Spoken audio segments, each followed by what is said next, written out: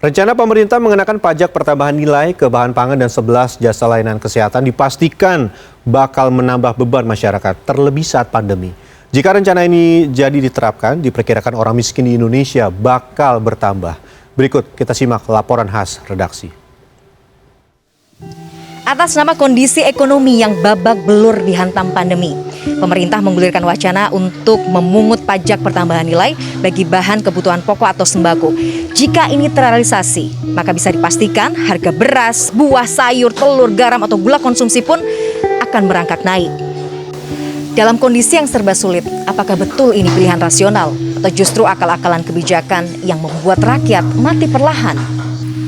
Kalau memang mau dikenakan pajak sembako, kalau saya mah tidak setuju. Benar-benar tidak setuju karena rakyat Indonesia ini apalagi hampir separuh lebih itu miskin lah gitu. Bukan.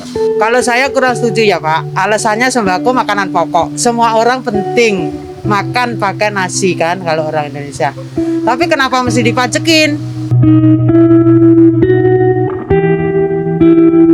Bagi sebagian masyarakat kelas menengah ke bawah, rencana pungutan pajak bahan pangan dan sejumlah layanan jasa jika disahkan akan membebani mereka, terlebih dalam kondisi sulit di masa pandemi ini. Seperti yang dialami Erita Komartini, perempuan berusia 42 tahun asal Wai Halim Permai, Bandar Lampung, yang membuka usaha binatu pakaian. Sejak suaminya yang terkena PHK akibat dampak pandemi COVID-19, usaha binatunya menjadi tumpuan hidup keluarga. Penghasilannya yang terus menurun karena pandemi, yakni sebesar 1 juta hingga 2 juta rupiah per bulan, terkadang tak mampu memenuhi kebutuhan mendasar keluarganya, seperti untuk makan sehari-hari. Mendengar kabar rencana pajak bahan pangan, termasuk sembako, serta pajak pendidikan dan kesehatan, Erita mengaku hidupnya bakal semakin sulit. Berhenti dari kerjaan, gitu Mas. Jadi ya benar-benar sangat dampaknya sangat luar biasa.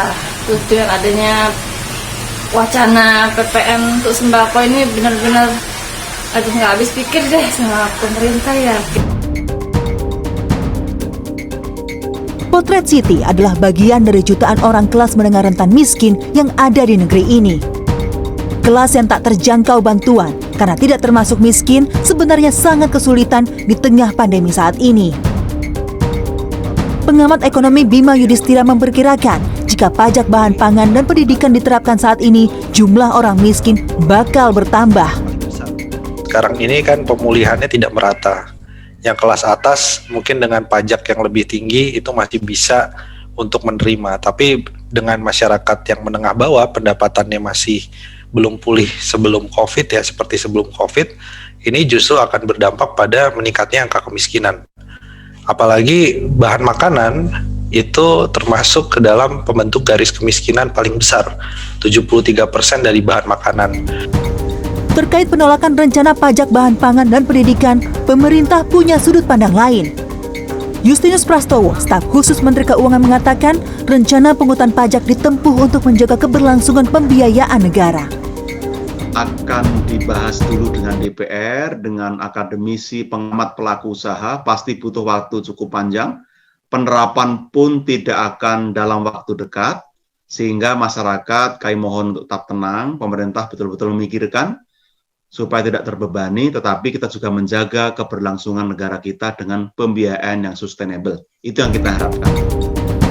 Seperti dikutip cnnindonesia.com, data Badan Pusat Statistik menyebut jumlah orang miskin Indonesia tembus 27,55 juta orang pada September 2020 atau tembus 10,19% dari total populasi nasional.